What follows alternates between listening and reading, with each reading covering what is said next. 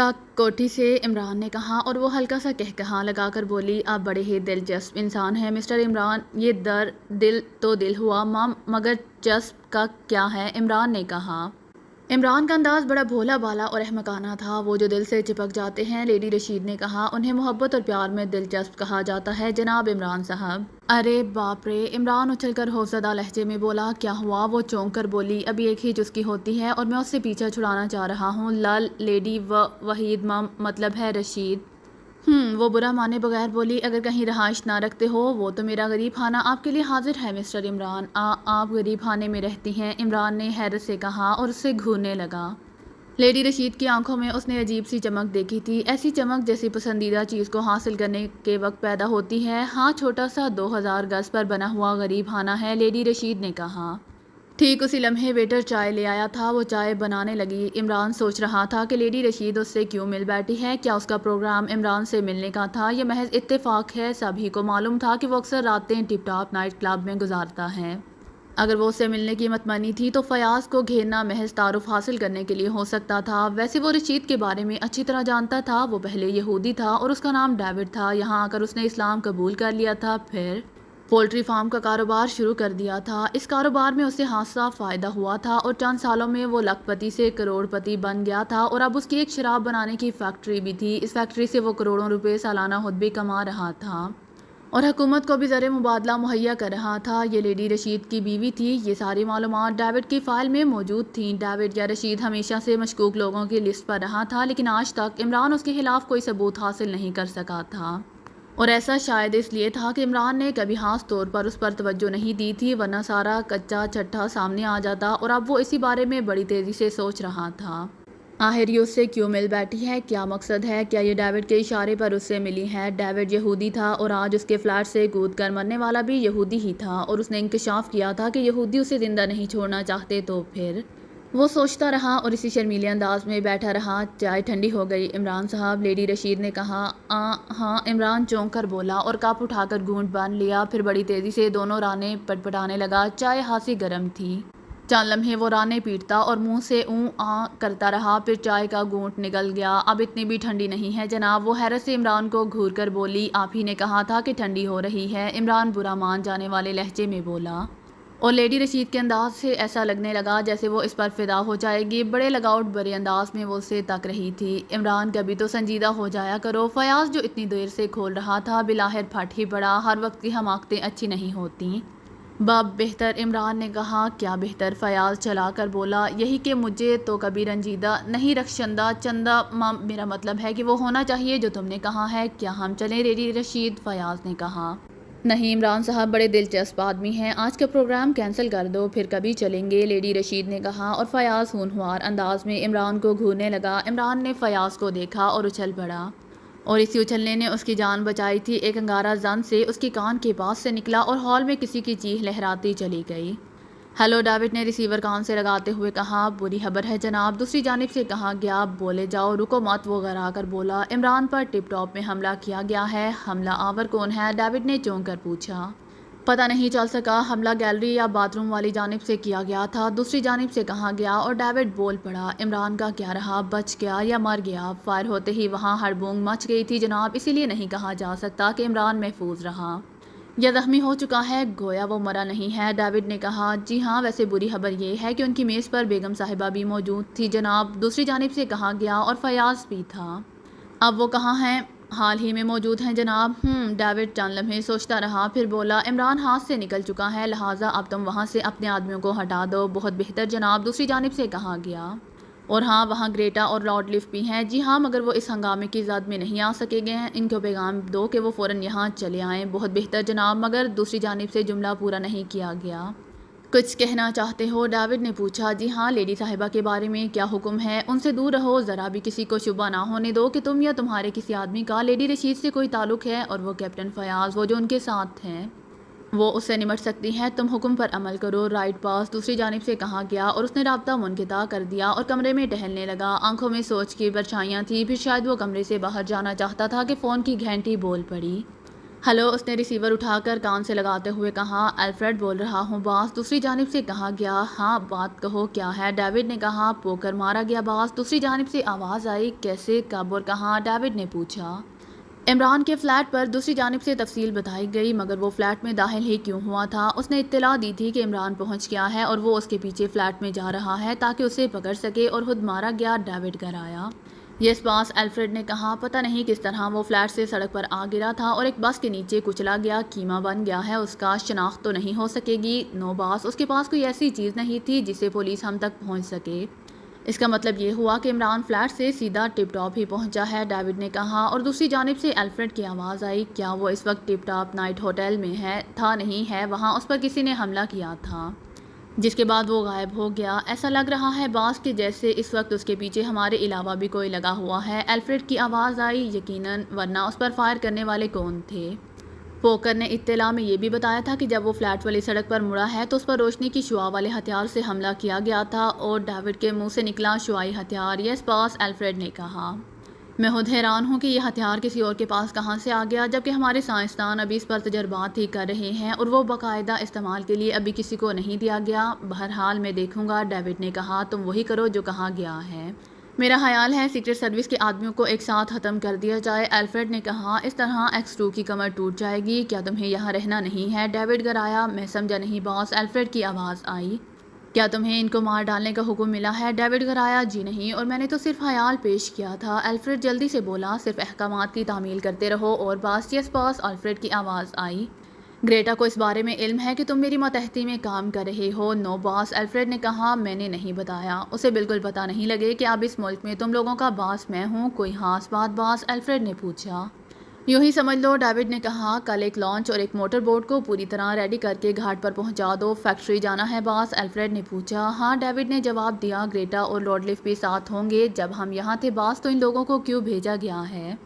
اسی لیے میں نے منع کیا تھا کہ میری بابت گریٹا یا لارڈ لیف کو پتہ نہیں چلے، میں ان کو سبق دینا چاہتا ہوں۔ کیا سمجھے؟ رائٹ باس، الفریڈ کی آواز آئی۔ جو آپ کا حکم۔ کوئی خاص بات ہو تو دوبارہ کال کر لینا، ڈیوڈ نے کہا، اور رابطہ منقطع کر کے ریسیور کریڈل پر ڈال دیا۔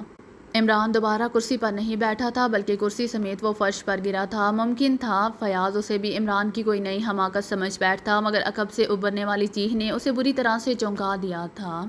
عمران، عمران! فیاض جیب سے ریوالور نکالتے ہوئے۔ جی ہاں۔ ٹھیک اسی لمحے ایک اور چیخ فضا میں ابھری تھی۔ یہ پہلی چیخ سے زیادہ کربناک تھی، شاید یہ اس کی آخری چیخ تھی جو عمران کے بجائے گولی کا نشانہ بنا تھا۔ عمران ابھی تک فرش پر پڑا ہوا تھا، پھر اس نے لات مار کر اپنی میز الٹ دی، ساتھ ہی قریب کی میز پر اپنی کرسی اچھال دی۔ ایک دھماکے سے کرسی دوسری میز پر گری اور وہ لوگ چیختے چلاتے کھڑے ہو گئے۔ ہال میں ہنگامہ ہو گیا تھا۔ لوگ خارجی دروازے کی طرف بھاگ رہے تھے۔ عمران نے دیکھا فیاض ادھر ادھر دیکھ رہا تھا۔ موقع اچھا تھا، وہ بڑی تیزی سے گھٹنوں کے بال آگے بڑھا اور پھرتی سے اٹھ کر لوگوں کی بھیڑ میں شامل ہو گیا۔ فیاض ابھی تک گولی چلائے جانے والی سمت دیکھ رہا تھا۔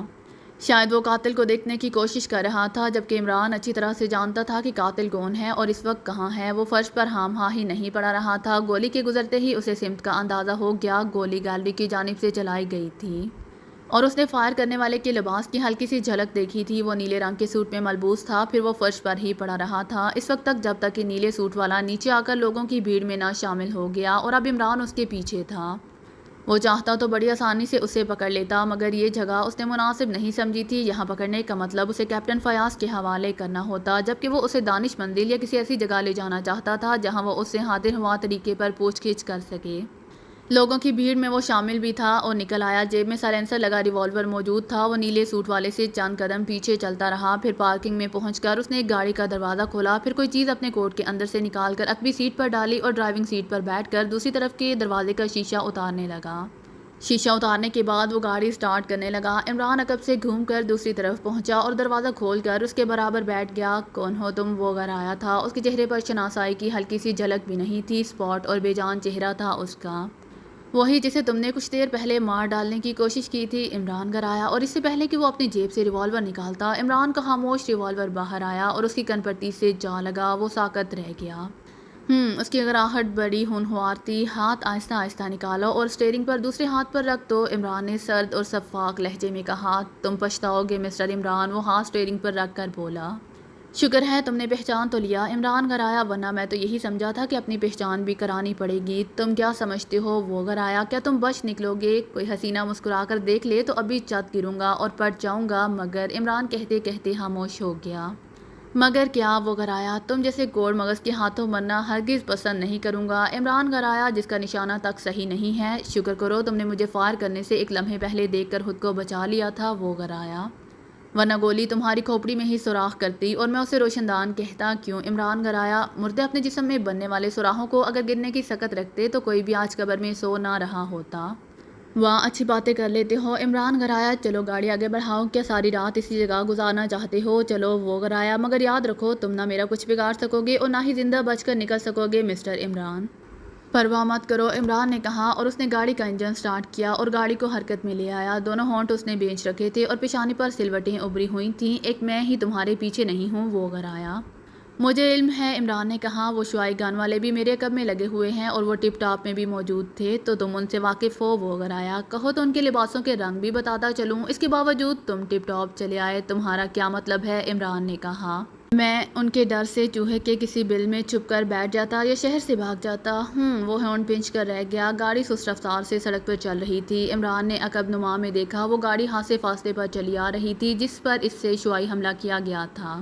اس کے لبوں پر مسکراہٹ ابھر آئی، زہریلی مسکراہٹ، آنکھوں میں تیز چمک تھی۔ رفتار کچھ تیز کرو دوست، عمران گھرایا تھا۔ اس سے کوئی فائدہ نہیں ہوگا مسٹر عمران، میں ہر کام فائدے ہی کے لیے نہیں کرتا۔ پھر اس نے ہارن بھیج کر پوچھا، کچھ کام نقصان کے لیے بھی کر لیتا ہوں، اگر تم چاہو تو جان بچ سکتی ہے۔ اس نے پھر کہا، تمہیں چھوڑ دوں اور خود ٹمبکٹو چلا جاؤں، کیوں؟ ٹھیک ہے نا؟ نہیں، اس نے نفی میں سر ہلایا، بلکہ تم ہمارے ساتھ شامل ہو جاؤ۔ واہ کیا خوب ترکیب بتلائی ہے، عمران نے کہا، ساتھ ہی وہ عقب نما میں تعاقب میں آنے والی گاڑی کو بھی دیکھتا جا رہا تھا۔ وہ ایک لمحے کے لیے بھی ان کو نگاہوں سے اوجھل نہیں ہونے دینا چاہتا تھا۔ یقین کرو یہی صورت تمہارے بچنے کی ہے۔ اچھا، عمران نے کہا۔ اب وہ مضافاتی علاقے میں نکل آئے تھے اور عمران سوچ رہا تھا کہ جب تک وہ عقب میں آنے والوں سے پیچھا نہیں چھڑا لے گا اپنے منصوبے پر عمل نہیں کر سکے گا۔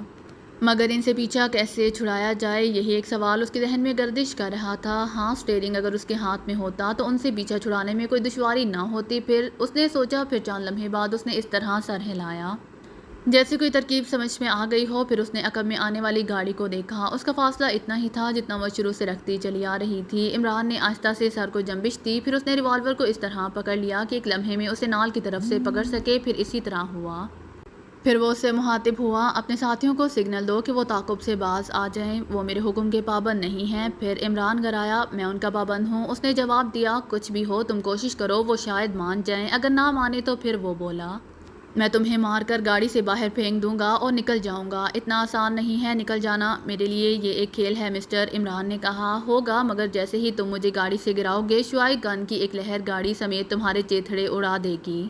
اسے بھی دیکھ لوں گا، عمران نے کہا۔ تو تم باز نہیں آؤ گے؟ اس نے گھرا کر پوچھا۔ انداز ایسا ہی تھا کہ جیسے ریوالور عمران کے نہیں اس کے اپنے ہاتھ میں ہو۔ نہیں، چلو، ریوالور عمران سے ٹھوکا دے کر بولا، اپنے ساتھیوں کو سگنل دے دو کہ وہ واپس چلے جائیں ورنہ تم مارے جاؤ گے۔ کہے دیتا ہوں، اس نے کہا اور گردن عقب کی طرف گھمائی تاکہ کھڑکی سے سر نکال کر اپنے ساتھیوں کو عمران کے خیالات سے آگاہ کر سکے، مگر اس سے پہلے کہ گردن گھمانے کے بعد وہ کھڑکی سے جھانک سکتا۔ عمران کا ہاتھ حرکت میں آ گیا، ریوالور اچھل کر نال کی طرف سے عمران کی گرفت میں پہنچا اور عمران نے بڑی تیزی سے ریوالور کا دستہ اس کی کن پٹی پر دے مارا۔ دوسرے ہی لمحے اس کے حلق سے کراہ نکلی اور وہ اسٹیئرنگ پر ڈھیسا گیا۔ عمران نے تیزی سے اسے پرے دھکیلا اور اسٹیئرنگ سنبھال لیا۔ دروازے اور اسٹیئرنگ کے درمیان وہ بری طرح بنچ کر رہ گیا تھا، مگر عمران بھی کیا کرتا، مجبوری تھی، اسے اسٹیئرنگ پر ہر حال میں قبضہ کرنا تھا۔ اس نے اچانک رفتار تیز کی اور پھر آنے والی پہلی گلی میں اسے موڑ دیا اور چند لمحے بعد اس نے پلٹ کر دیکھا، دوسری گاڑی بھی گلی میں داخل ہو رہی تھی۔ عمران کے ہونٹ بنچ کر رہ گئے، اس نے گاڑی ایک پھر اور گلی میں موڑ دی، پھر ایک اور، پھر ایک اور، وہ ہر نظر آنے والی گلی میں گاڑی موڑ رہا تھا۔ 10 منٹ بعد وہ ان لوگوں سے چھٹکارا پا چکا تھا۔ اب اس نے گاڑی کی رفتار بڑھائی اور تیزی سے اسے دوڑانے لگا۔ یہ تیزی جلد از جلد کسی محفوظ جگہ پہنچ جانے کی تھی۔ مضافات سے باہر نکلتے ہی کھیتوں کے سلسلے شروع ہو گئے تھے۔ عمران نے ایسے ہی ایک سلسلے میں گاڑی اتار دی، گاڑی چند گز چلی، پھر اس کے پہیے جام ہو کر رہ گئے، وہ دنس گئی تھی۔ عمران گاڑی سے اترا، پھر اسے بھی اتار کر شانے پر لادا اور ایک طرف دوڑنے لگا۔ اس جگہ سے 200 گز دور نکل آنے کے بعد وہ بھوسے کے ایک ڈھیر کے پاس رک گیا، پھر اپنا بوجھ بھوسے پر پٹک دیا۔ اس کے منہ سے ہلکی سی کراہ نکلی اور وہ کسمسانے لگا۔ عمران اس کے قریب بیٹھ گیا، ریوالور اب پھر ہاتھ میں تھا۔ چند لمحے بعد وہ اٹھ کر بیٹھ گیا اور عمران نے اس کا گریبان پکڑ کر ریوالور کی نال اس کی کھوپڑی سے ٹکا دی اور سرد لہجے میں بولا، تمہارا تعلق زیرو لینڈ سے ہے کیا؟ زیرو لینڈ کا نام سن کر وہ بری طرح سے اچھلا تھا۔ جلدی جواب دو۔ عمران گھر آیا۔ لہجہ اتنا ہی سرد تھا کہ اس کے اپنے جسم میں پھریریاں سی دوڑتی محسوس ہوئی تھیں، خوف کی پھریریاں۔ ہاں، اس نے اس بات میں جواب دیا، مجھے قتل کرنے کا پروگرام ہے یا اغوا کرنے کا؟ قتل کرنے کا، تاکہ سارا معاملہ صاف ہو جائے۔ اس کا حکم تمہیں تھریسیا نے دیا ہے؟ نہیں، اس نے نفی میں سر ہلا کر کہا۔ پھر کس نے آرڈر دیا ہے؟ عمران نے پوچھا۔ ماسٹر سنگھ کہو، وہ گھر آیا، وہ ہمارے بہت معزز کے بچے، وہ میرا چچا ہے کہ تمہیں نہیں معلوم؟ عمران اس کی بات کاٹ کر سرد اور شفاف لہجے میں بولا، معلوم ہے مگر پھر بھی ان کا نام ادب سے لو، وہ گھر آیا۔ چلو ادب سے صحیح، عمران نے کہا۔ جناب ماسٹر سنگھ ہی صاحب کا آرڈر یہ ہے کہ تم لوگ مجھے قتل کر ڈالو۔